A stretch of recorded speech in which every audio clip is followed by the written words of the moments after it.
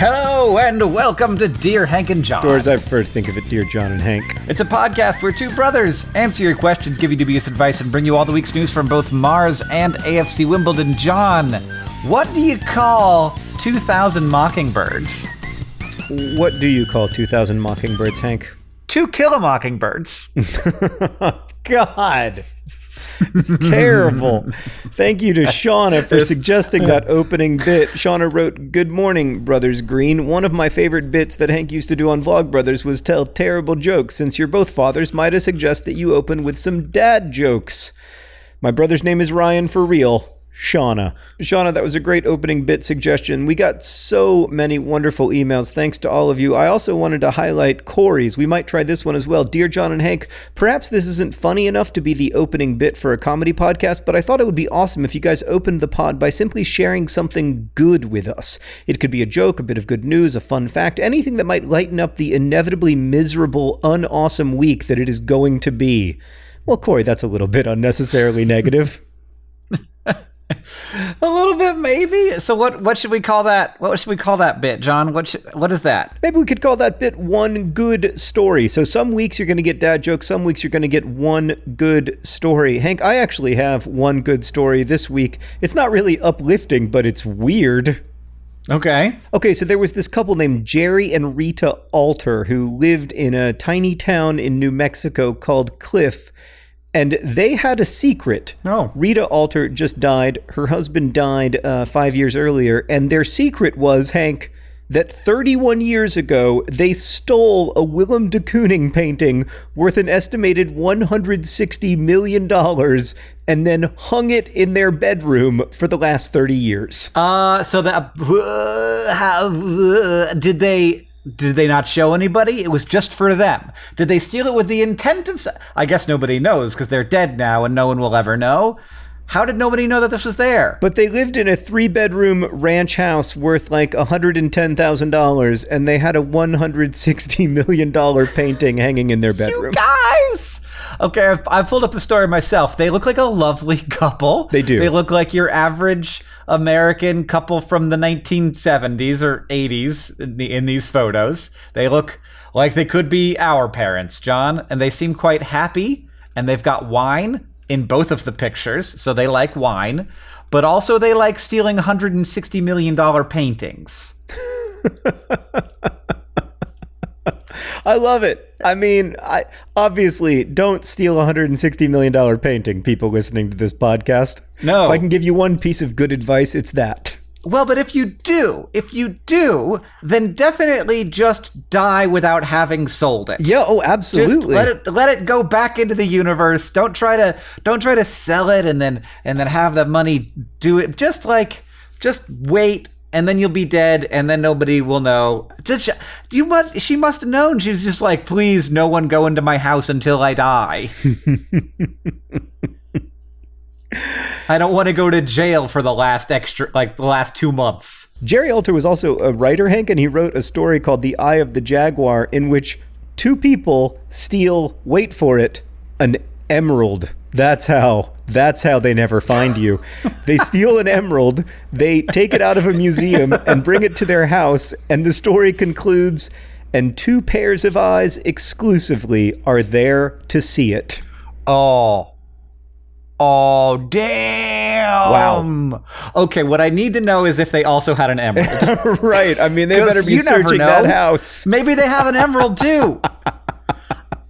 So I've read part of this article now, and so the person who figured this out saw it at like an antique shop, and it's like, or they own the antique shop where it ended up, and they were like, actually, I think this is real. So they called the museum, and they were like, they basically told the receptionist, I think I have a piece of art that was stolen from you. And then the receptionist asked what piece, and he said, the de Kooning, and she said, hold please.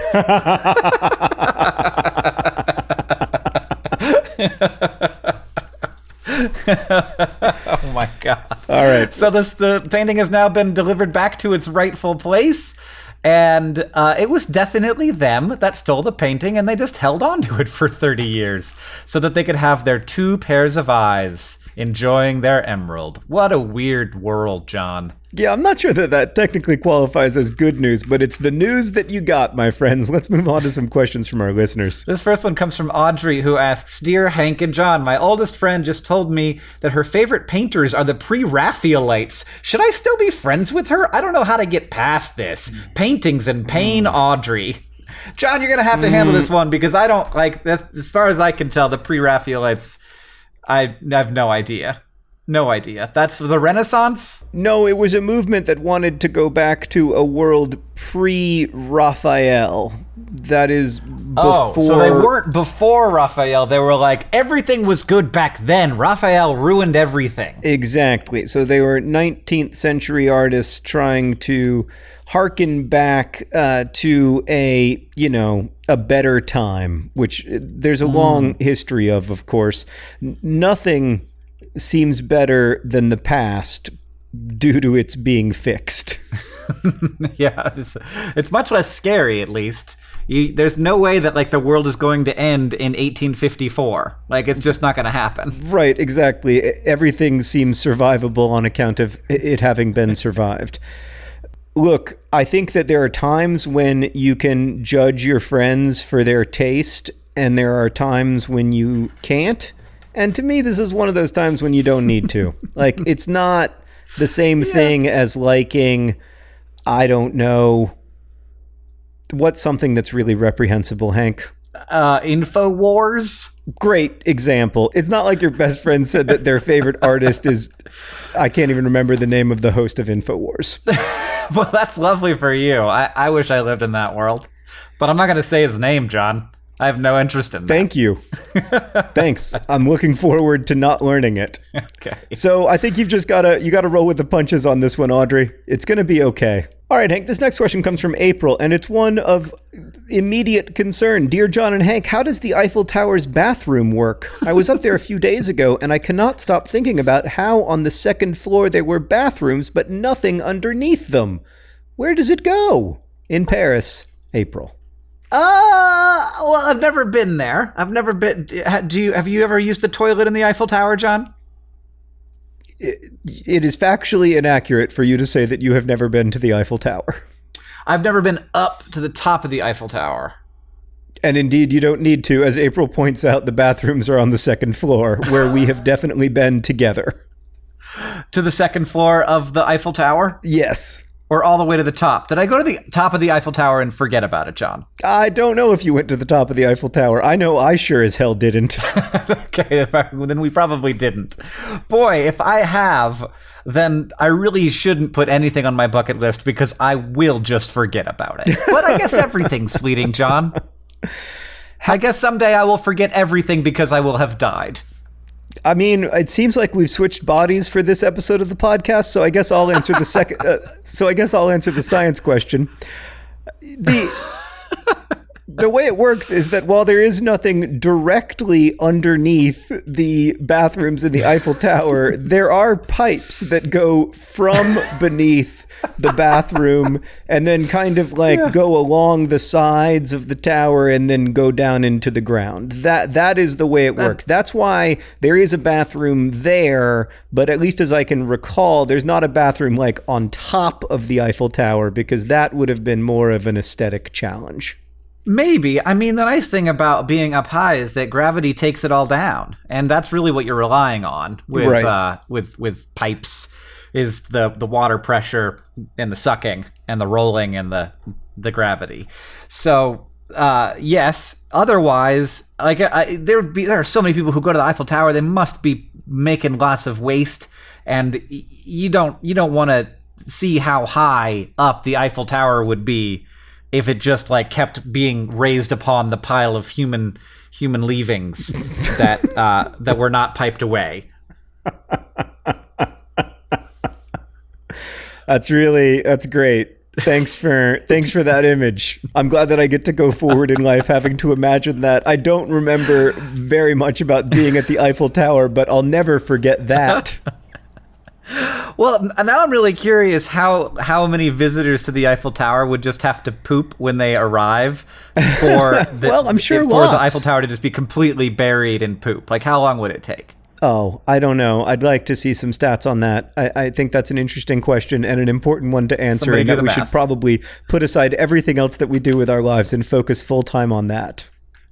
Hank, do you know that there's a picture of me taken just outside the Eiffel Tower? I didn't actually get to visit it, but while we were doing press stuff for Paper Towns, we went outside the Eiffel Tower to take a picture, and the picture features Cara Delevingne taking like a rose and like touching it against my cheek, and she looks extremely put together and high fashiony, and I look like my schlubby self.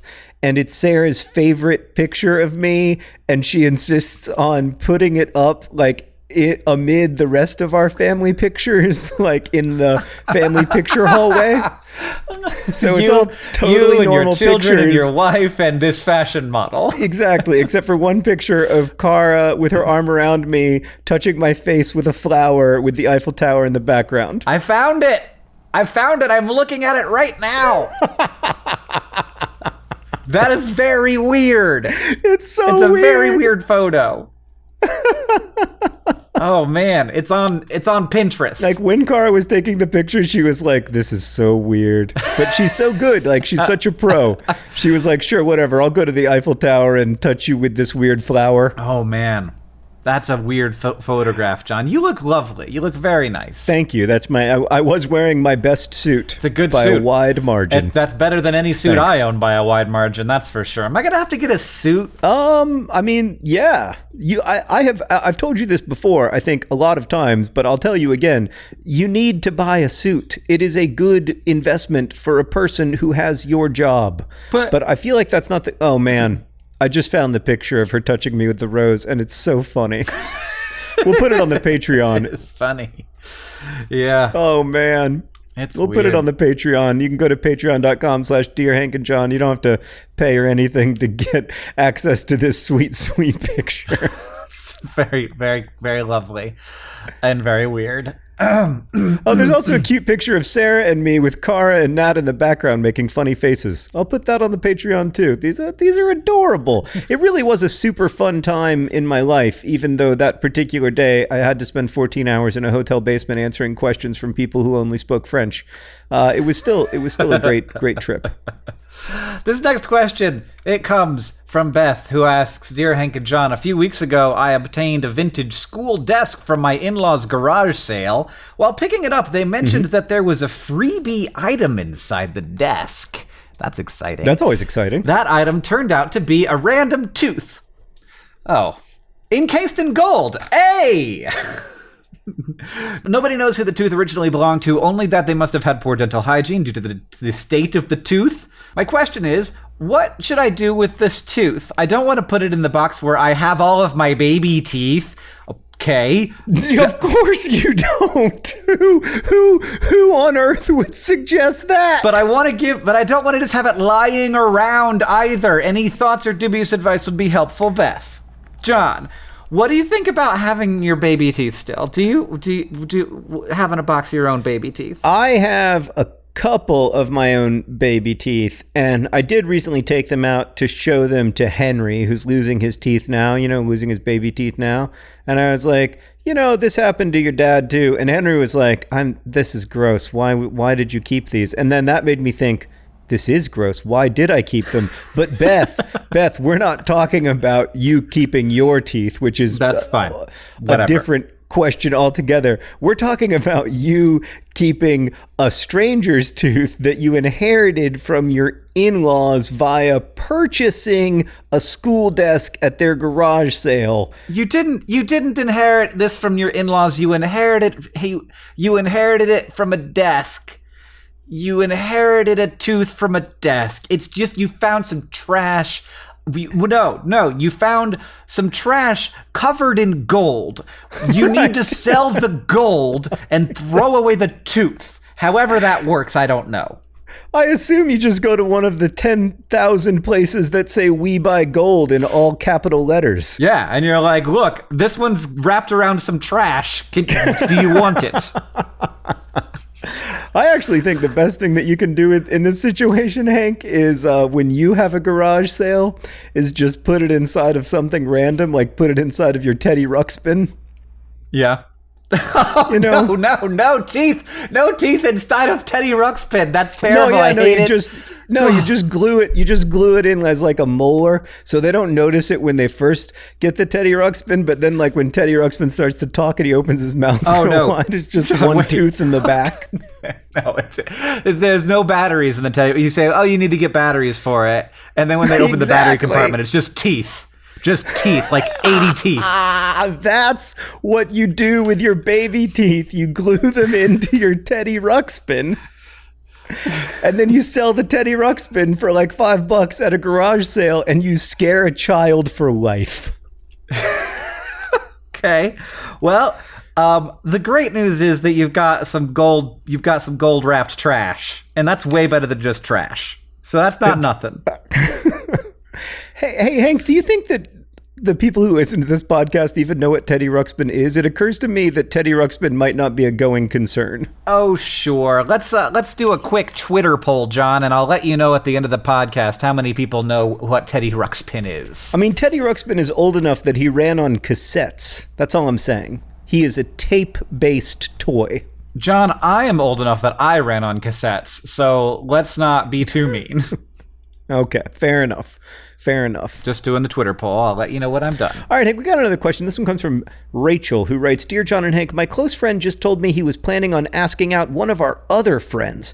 To put it lightly, our entire friend group has been waiting for this day for 1.5 years, so I'm nothing short of ecstatic. Okay. There's one small problem. I can't tell anyone. And I'm awful at keeping secrets. I'm so bad at keeping secrets that I can't keep my own. I've known about this for 1 hour, and I've only told 2 people. That's not good, Rachel. Well, is it us? Are we the 2 people? No. So you've told 4 yes. people. Oh, we are the 2 people. Oh, okay, good. Sorry, Rachel. Rachel, you're doing great. You're doing great. We are the 2 people. Now I get your joke. How do I not ruin this surprise? I can't contain myself. Not from friends, Rachel. Rachel, I think, what if there was a thing where there was like, it was a website that was like Secret Keepers, and then you go to secretkeepers.com. Don't go there because we don't own this domain. I don't know what's there. And there's somebody there who can listen to your secret and be like, ooh, tell me more. That sounds exciting. And then you can just get it all out and tell but this isn't my problem when it comes to keeping secrets. My problem is I forget that it should be a secret and I just say it. Well, that's obviously not Rachel's problem. Okay. Rachel desperately needs someone that she can talk to about this secret. Well, she's found us, so that's good. We're providing that service, not in like a really sort of rapid back and forth, but at least there's some communication going on. But yeah, maybe there's got to be somebody out there. Some stranger who will listen to your secret and have you listen to theirs. Yeah, maybe just go to the mall and walk up to a stranger and say, hey, can I tell you a secret? That's a bad idea. That's bad advice. I take it back, Rachel. Don't do that. Don't do that. You're like getting chicken McNuggets. You're getting your chicken McNuggets at McDonald's. And you're like, can I pay with credit? And they take the credit card and you're like, hey, can I tell you a secret? Drive through. And they're like, may I take your order? And you're like, yes, but first, may I tell you a secret? Jim is about to ask out Pam. Here's my order. I order you to listen to me right now. I have to tell you about Pam and Jim. 2 cheeseburgers and 5 minutes of your time because I need to tell you about this Pam and Jim situation. Do not waste the time of service employees telling secrets. What if there's a horse? Because the horse can't say your secret to anybody else. Mm-hmm. So what if there's a horse somewhere nearby that you can talk to? Are there any nearby horses? Rachel, I'm going to expand Hank's answer just a little bit and say, are there any nearby mammals that are non-human? So if you don't have a horse, which there's a pretty good chance you don't, maybe you have a cat or a dog and you can go to your cat and you can be like, hey, manhole, can I tell you a secret? Pam's about to ask out Jim. I want to tell everybody, but I'm just going to tell you, manhole, because everybody knows you name your cat Manhole. I think we got it, John. I think we nailed it. Hank, good names for cats. Go. Pants. Good name. More. Fidget. Keep going. Lighthouse. Yep. Polar bear. Yes. Straw. Dang it. Dang it. Polar bear. I feel like straw probably isn't a good one. How can you know so many good names for cats, like pants and polar bear, and then also be the person responsible for straw and manhole as cats' names? John, I mean, okay, fine. You try. Names for cats, go. Mr. Wiggles. Okay. Lady Macbeth. That was great. The Tudor monarchy. That's not good. That's not good. God. Got distracted by Lady Macbeth. You could have just said Tudor. That's a great cat name. Yeah. John, do you want to do a serious question? This one's from Anonymous. Sure, absolutely. Who asks, Dear podcast sifter through her person. Her name is Rosiana. I was born rich, like 1% of Americans rich. I don't mean to sound gross or boastful because it's actually something I struggle with, so here's my question. I hear friends, colleagues, family sometimes joke that my accomplishments were only available to me in the first place because of my parents, my education, my career, my relationships, etc. I'm afraid maybe they're right. Part of me just wants to accept my lot in life and move on, but I also feel like this is deeply unsatisfying. So what's the best way to get out under the shadow of my parents' triumphs? A nun, a mouse. Here's the thing. They are right in the sense that you do benefit tremendously from having privileges and from growing up rich. And you have to accept that. Yeah, I mean, we do want to believe in our agency and that we are responsible for the outcome of our lives. And that is in many cases true. That is the case. That is fact. Like, we make decisions and we make good ones and we work hard, but it is not the only part of the picture. It's not the only piece. But understanding that that's not the only piece, I think, is important. That you have advantages that you didn't necessarily earn or that you don't deserve, and getting away from the idea of my responsibility. Like, how much am I responsible for what I have? How much agency have I had in that? And how much do I deserve what I have? Getting away from that, I think, is really important, and focusing more on what can I do? What have I done? How can I make myself healthier and happier? And also, how can I make the people around me and my society healthier and happier with the resources that I have? And seeing it as not this like weight around you that says like, oh no, I have to have this thing that differentiates me, and that also to some extent people might judge me because of, into like, this is not a weight, it is a resource, and I should be using it to do the best thing that I can do. Does that make sense? I mean, to be frank, Hank, this is something that both our kids are going to grow up with. They're not going to grow up tremendously wealthy, but they're going to grow up much wealthier than most people. And so it's something I've thought a lot about. And it's also that we grew up in a very privileged situation, relatively speaking. And I think that deserving is the wrong way to think about it, because you don't deserve the good things that you get in life. You also don't deserve the terrible things that you get in life. Like the fact that Hank grew up with a tremendous set of privileges does not mean that he deserves to have ulcerative colitis. I think deserving is just the wrong way to think about it. And instead, as Hank said, thinking about it as resources and what you can do for your social order, for the people around you, that's the way to think about it. So Anonymous, all we can say is wherever you are in life, try to use your resources thoughtfully and carefully. Yeah, and it sounds like you are already thinking about that stuff critically, which is, good and better than a lot of people do. Hank, I've got another question from Anonymous. They send in so many emails. Dear John and Hank, I'm not 18 yet, but I have recently been thinking about the Electoral College. If you don't know what the Electoral College is because you don't live in the United States, don't worry about it. If I am a Democrat that lives in Colorado or Wyoming, does my vote even matter? Or if I'm a Republican living in California, since these states never reflect a significant amount of people from the opposite side in elections, does my vote go away as it is in the minority? Should I move to Ohio just to have more of an influence? Georgian Democrat, Anonymous. First off, Anonymous, there's a pretty good chance that being a Democrat in Georgia is going to be super relevant in presidential elections. If not in the next cycle, then like maybe 2 cycles from now. So don't move, please. Secondly, I think that what gets lost in a lot of these conversations is that while the person who is president is very important in United States politics, it is not the only important thing. It is not the only important elected office. Local offices, Congress, the Senate, these are so important. And if we had a different Congress, we would have a different country. And so that's what I would say. Wherever you are, it makes sense to vote. Even if you know the candidates you're going to vote for are going to lose, it still makes sense to vote because it still sends a statement to the people in power that their power is less secure than they believe it to be. And if you don't vote, all that says is, I don't exist in this district according to myself.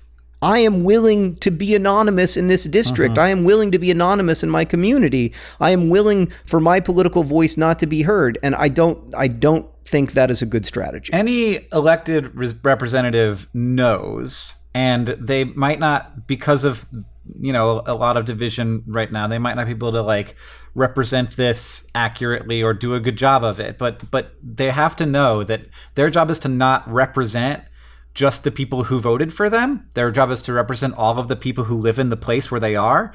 And it is much easier to do that if you see that there is a diversity of people in your place. And that's true nationally, it's true locally, and it's true on the state level. And so having a diversity of voices at the polls is extremely valuable. And that feeling that like it won't matter for me to go out and do this, that can suppress that instinct it can suppress people from going to the polls if they think that their candidate is just going to lose. But that results in even further polarization of the system.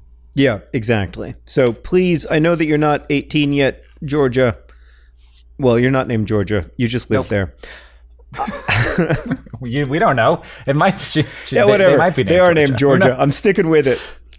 I know that you're not 18 yet, Georgia, but when you are, I hope that you will register to vote and vote. And to everyone out there who lives in the United States or any place where you're lucky enough to be able to vote for your leaders, I really, really encourage you to register to vote. If you live in the U.S., you can go to vote.gov right now. Make sure that you're registered. Make sure your registration is up to date. And if you're not registered, get registered now, because there are big, extremely important elections in November. It's true that there is no presidential election, but nonetheless, the elections in November are tremendously important. Indeed. And I also want to say to everybody out there who's named the same name as the place where they live, that must be weird. Like all the people named Georgia in Georgia, all the people named Orlando in Orlando. That's just got to be weird. Mm-hmm. That's all. All the Washingtons in Washington. Yeah. There's got to be tons of them. Yeah. The Oregons in Oregon. I don't know how many Oregons there are in Oregon, but you never I bet know. there are a ton of Dakotas in the Dakotas. Oh, yeah. Tons. Virginia's in Virginia. What is the state, Hank, where there are the fewest people named the name of the state in the state? I'm going to guess it's Wyoming. Yeah, just because there aren't a lot of people in Wyoming, and that's also not a very normal name. Yeah. Yeah, like I bet there's a lot of Cheyennes in Wyoming, but I don't think there's a lot of Wyomings in Wyoming. I bet you're right. I was going to go with Alaska, but Alaska's actually a pretty common name, especially because you made it a name in a book, and now more people maybe are more likely to name people that. Well, it is a much more popular name, certainly, than it was in 2005. I don't know that I made it happen, but it is a weird coincidence. I'm not sure that we want to conflate correlation and causation, but I did recently look at like a baby naming website, and there are more people named Alaska after the publication of that book than before it, which is a weird thing to think about. I think you did it. I think you did that. I mean, I remember when when we were trying to name our kids, I spent so much time on baby name websites. Yeah. And then it is a big deal. It is a big deal. You want to name your kid the right name. That's for sure. Okay. All right, Hank, I've got some actual stats here for you. In 2004, 3 babies per million were named Alaska in the United States. In 2017, 49 babies per million were named Alaska in the United States. So, again, I don't know the extent to which looking for Alaska is responsible for that, but it has gone up by a factor of 15 or so. And after this Hulu show, John, everybody's going to be named Alaska. Well, we'll see about that. I mean, some people say it's going to be the new Emily or Claire. I don't even... What even is the most popular name? John, can you tell me, because apparently you know about a website I don't know about, how many kids in America are named Wyoming? Yeah, absolutely. Wyoming is not in the top 10,000 names for either boys or girls. I found a website saying that Wyoming is the 17,433rd most popular name for a girl, which, how many babies are born in America every year? Because I feel like that's probably like last. That's just like there's one. Everything is tied for 17,000. There's always one. Every year there's one Wyoming. Yeah. I think that's a beautiful thought. I think it's not, by the way, it's not a bad name. No, now that I've Wyoming's said it a pretty good name for a boy or a girl. Like, I feel like if I met somebody and they walked up to me and they were like, hello, my name is Wyoming Johnson, I would be like, I mean, that person's probably up to something interesting. Or cat. This next question comes from Pia, who asks, Dear Hank and John, what would happen if we put the Earth into a big box and blocked all the sunlight from it for just 1 second? My friend says it would damage the Earth considerably and we'd be really in trouble. But I feel like that's a bit dramatic. Like, surely the Earth would survive without 1 second of light. Love the podcast, by the way. I always listen to it while I'm doing my morning workouts. So feel free to encourage me because I probably feel like I'm dying right now. DFTBA, Pia. Move it, Pia. Up, down, left, right, up, down, left, right, forward, backward. Those are all the directions. Obviously, Hank is trying to encourage you to remember how to do the Contra video game code, not how to work out. You've got it, Pia. Keep going. Up, down, left, right, B, A, start. Great job, Pia. Keep it going. Keep it going. Up, down, left, right. It's good. I know how to work out. John, what was the question? Oh, I think we'd be fine. Yeah, we would be totally fine. 1 second of no light, we would be okay. Yeah, I mean, I think that that level of variation, like, I think it might be somewhat of a big deal. You might see a little, like, maybe a measurable drop in global temperature that day. But yeah, no. By far, the biggest issue with this idea is the construction of this big box, which would consume all of the Earth's resources, and also would only be around for 1 second. Yeah, and then what are we gonna do with it? It's gonna crash back down to the Earth. It's gonna fall down and rain in particles of giant cardboard. I don't know what we made it out of. We can't figure out what to do with gold-covered teeth. How are we going to possibly figure out what to do with an Earth-sized box? What's it made of? Also, we didn't need to build a whole box. We could have just blocked the sun. That's not that big.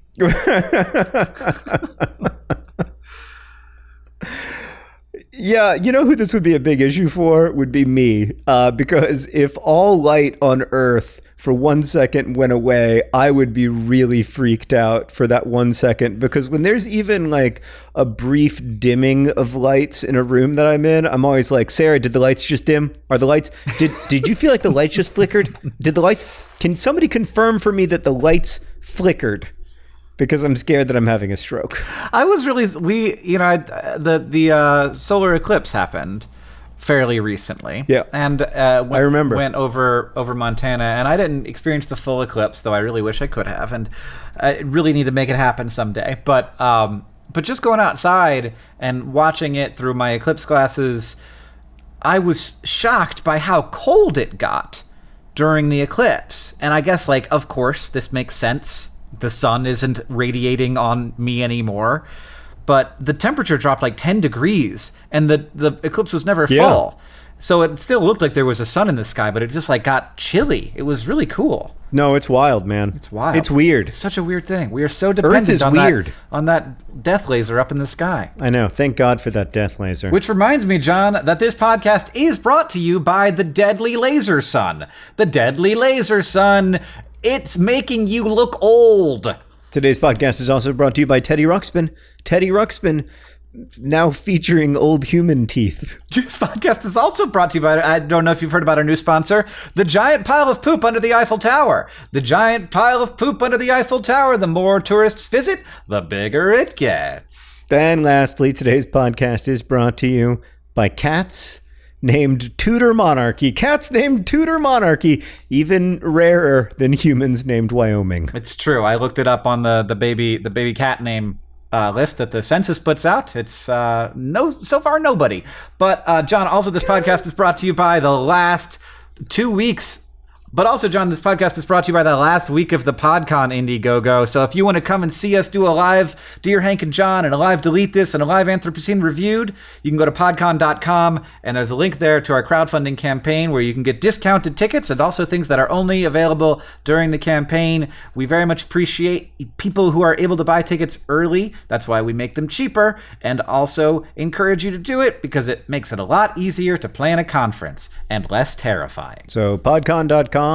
It's going to be lots of fun. Also, we have a Project for Awesome message to read from Stuart Baker. Thank you, Stuart, for donating to the Project for Awesome this year to get us to read this on the podcast. Dear Hank and John, I discovered the Vlogbrothers through Crash Course World History. I enjoy the weekly vlog because of the respect and humility that you bring to this editorial format. You discuss important issues facing our shared world with suggestions on how we might collectively help to end world suck. Thank you for creating the Project for Awesome and the peace of mind that it brings with knowing our contributions make an impactful difference. Well, that is very nice of you, Stuart. Thank you. I would be happy to read that anytime, not just for money. Absolutely. Just come back to it, read it tomorrow, the day after that, day after that. Yeah, how extraordinarily generous. Yeah. I have to say thank you to everybody who donated to the Project for Awesome to get Dear Hank and John related perks this year. I think they've at last all gone out. Our tradition of sending out perks 7 months late continues and will continue into next year. Yes. So look for this year's Project for Awesome toward the end of the year so that you can get perks 7 months later. This list, I've got another question, John. It's from Rachel, who asks, Dear Hank and John, I recently went to BookCon and received a temporary tattoo of the sculptures from An Absolutely Remarkable Thing, which comes out September 25th and is available for pre-order now. My question is, where and when do I apply this tattoo? Do I wait for the release of the book or a special day like Labor Day? Or do I just wear a face tattoo one day to work? Is there some specific part of my body where I should be applying this tattoo? Thanks. So no one told you life was going to be this, Rachel. Wow, that's our second Friends-related Rachel. It is. It is. John, I have no idea. I just wanted to say that because I wanted to plug my book. Oh. Because I feel like I must.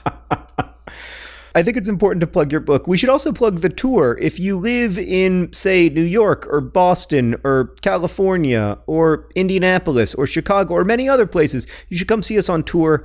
HankGreen.com. You can go and get tickets, and they come with a free book and a great show. It'll be super fun. I'm only on the first part of the tour, so that's the ones that you should get tickets for. Sorry, West Coast. It'll just be Hank. Yeah, it'll just be Hank. So my rule of thumb is to apply a temporary tattoo as quickly as possible and in a place where you would conceivably want to get a real tattoo, but not like one of the places where you would get a real tattoo that only you and people who know you intimately would see.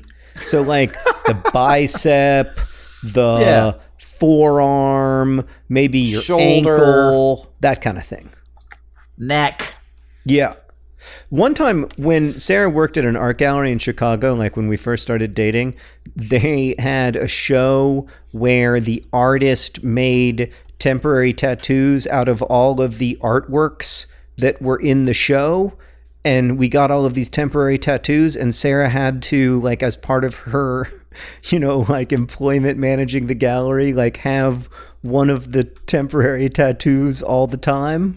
you know, which is a little, it was a little weird. And one of them was, you know, the song 99 Balloons. What is it? It's called 99 Luftballons. 99 Luftballons. One of them was that it was like an illustration of that, or like an artwork based on that song, that German song. And anyway, this story is super important, Hank, and I'm getting to its point. The point is that one time we were like, it was on her upper arm, and we were counting the freaking 99 Luftballons, and there was a 100th Luftballon. It wasn't even an accurate artwork about the song that it was supposed to be about. Did you destroy it? Like, there's ways to destroy temporary tattoos, John. No, I mean, it's just, I don't really recall what happened to the temporary tattoo, but it was like an 8-week period where she had to have one of the artworks, you know, on her body. Oh, okay. It was weird. Art is weird. Maybe we should all be pre-Raphaelites. Let's stop being so weird. Let's just go back to before the Renaissance, when everything was normal. Yeah, exactly. The Dark Ages. When people died of smallpox at 10. Just a normal life. But when you survived, you made art sometimes, I guess. All right, Hank, we got another question. This one comes from Devin, and it's a very good question. Dear John and Hank, my work often stocks the Trader Joe's key lime tea cookies, which is all fine and well. They're delicious. I have one problem, though. My boss has commented multiple times upon finishing one that they are, quote, spicy. Now, it keeps me up at night because I don't know if it's my place or my responsibility to tell a 40-year-old man that limes are, in fact, sour. Not trying to sour a work relationship, Devin. This is not a. It's just like I know that this might sound weird, but their words have meanings, and we can't just go around calling limes spicy. Can't do it. I'm not gonna stand for it. I love this That's question all I'm here because for. Alice calls every food that is not extremely bland spicy. So to Alice, if something is physically hot, you know, like if it is very warm, she'll take a bite of it and she'll, spicy. And then that's cute. But this is not a child. This is a 40-year-old man. Also, if something is excessively salted, she'll take a bite of it and she'll be like, spicy. Yeah, it contains spices, I guess. Yeah, the best one though, my favorite one is when she like eats a sweet tart, and I guess maybe this does get to Devin's point. She'll eat a sweet tart and she'll say, it's sugary, but spicy. Well, that's what this boss person is saying, yeah? That this is sugar spice. Yeah. It's possible, Devin, that nobody, like, what if I never correct Alice and one day she's in a work environment at the age of 40 and she's like, God, these are great spicy lime cookies.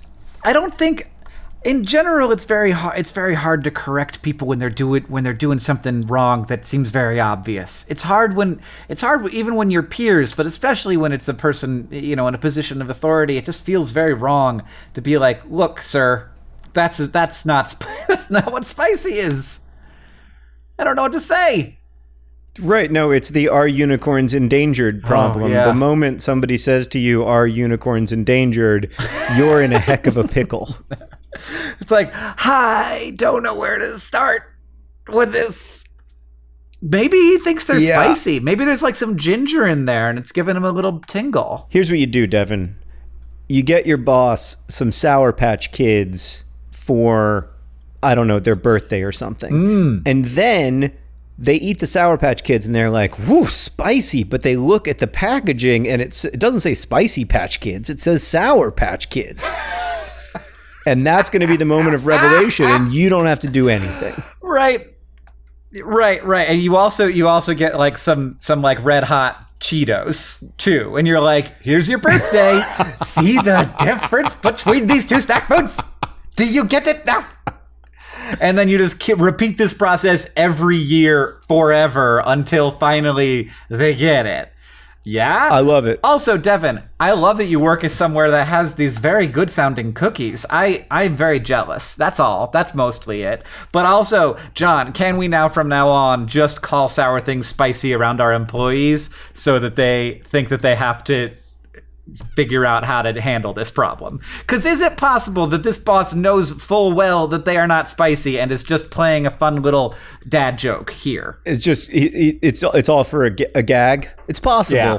It's possible. It could be a bit, but I suspect that it's just a little bit of misinformation that Sour Patch Kids can correct. Nobody thinks that Sour Patch Kids are an educational tool until they are, until they are. No, it really is. It is about how these items are used in our lives. John, we're going to do one more question before we get to the news from Mars and AFC Wimbledon. This one is from Sunny D, like the juice, I guess.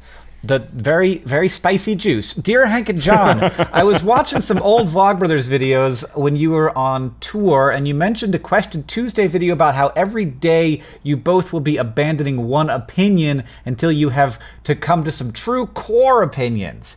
Well, right. I was wondering, did you ever figure out what those core opinions are? Did your strategy work? It's been a while since I really thought about it, and I wanted to reaffirm my values and opinions. I'm just not sure how to go about it. Like the orange juice, Sunny D. I do feel like I have a couple core opinions that have been revealed partly through the process of trying to give up more of my opinions, although I haven't been giving up nearly enough of them, to be fair.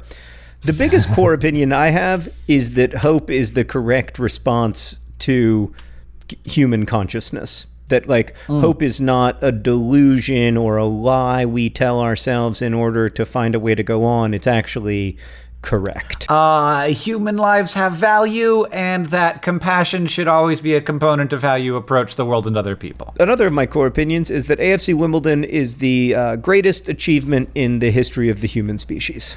Well, I guess then that we should go into the news from Mars and AFC Wimbledon, John. I hear that AFC Wimbledon played a game? Did they play a game? We played a game. We're back. The long, long summer has finally come to an end, although you wouldn't know it based on the weather in London these days.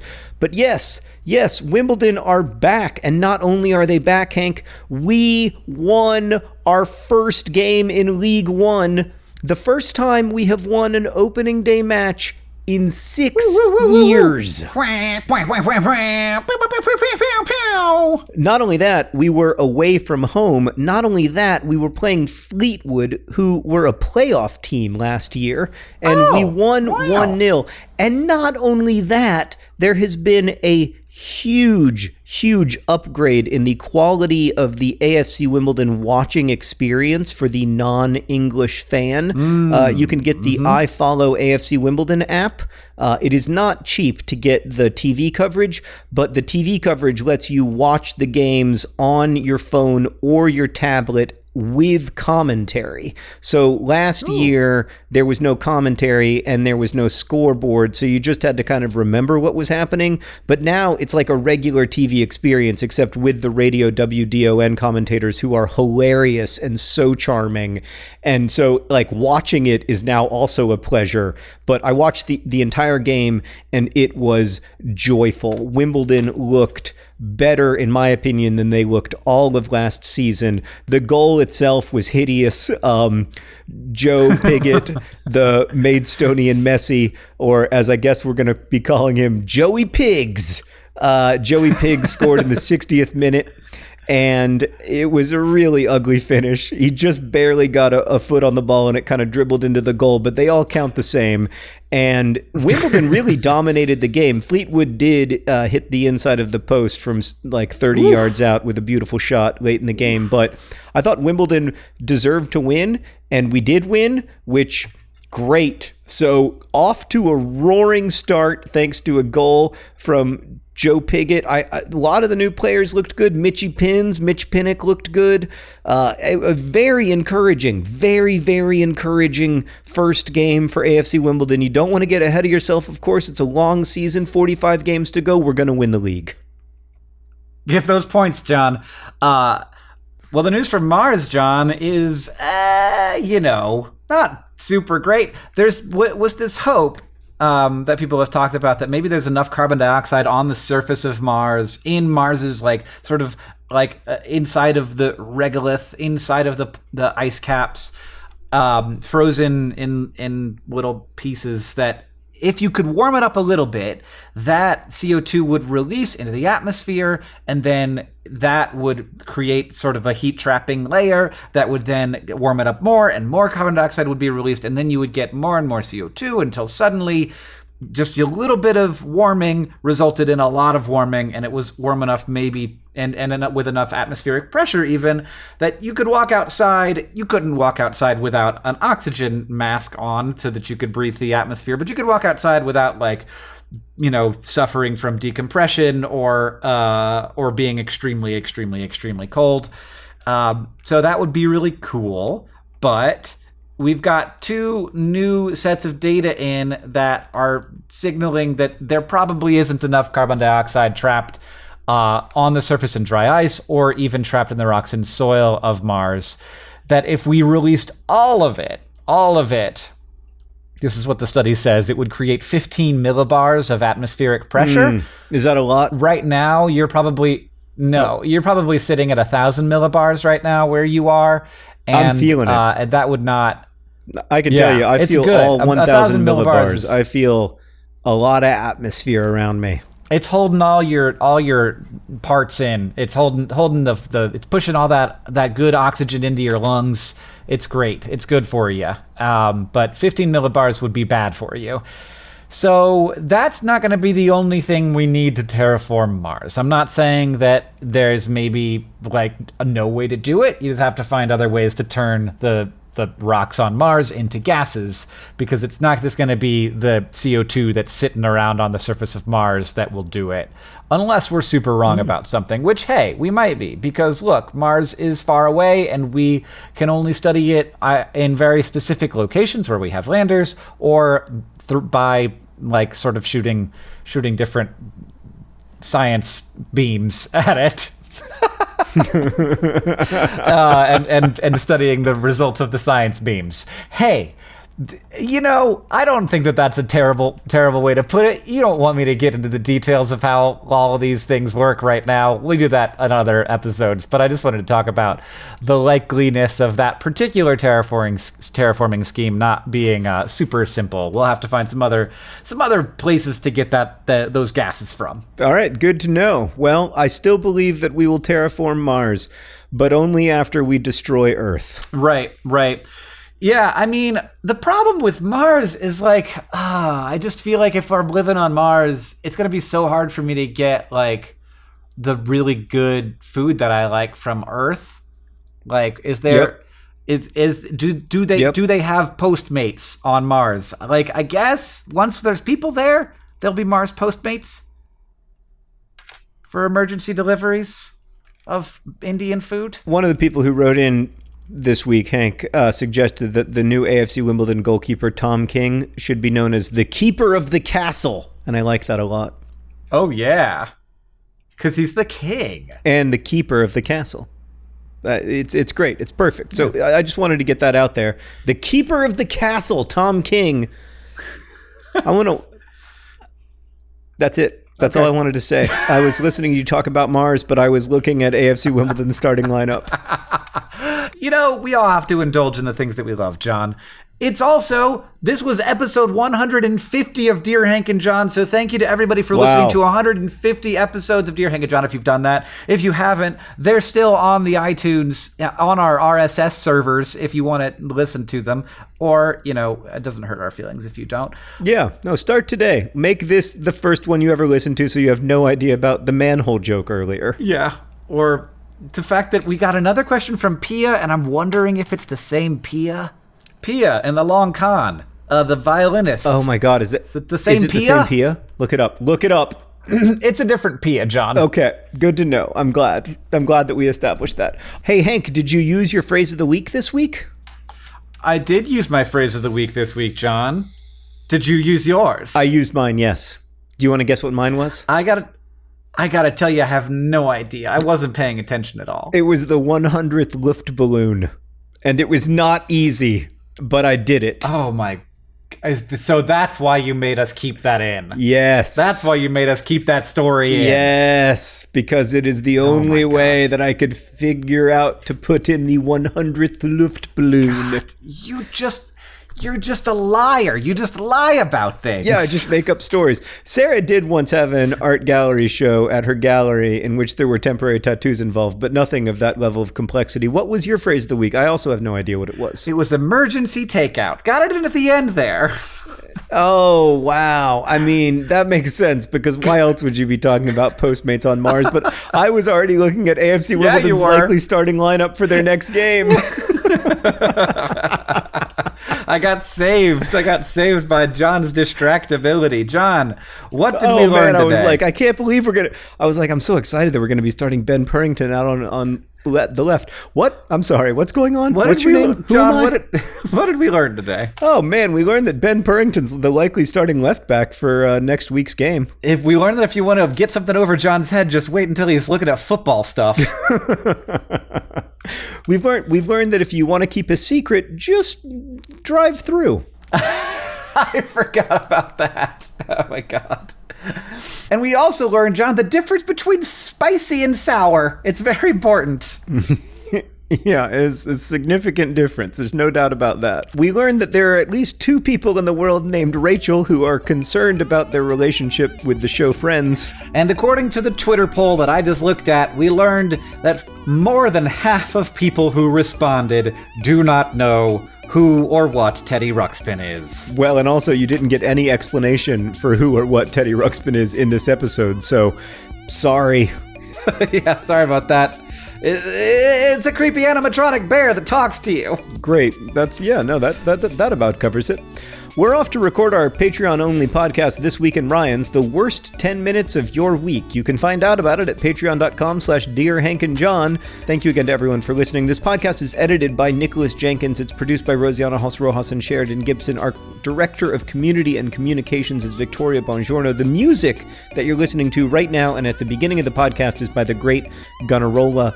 I'm Hank Green on Twitter. Nope. I'm John Green on Twitter. Hank is Hank Green on Twitter. You can also email us at hankandjohn@gmail.com. Thanks again for listening, and as they say in our hometown, don't forget to be awesome.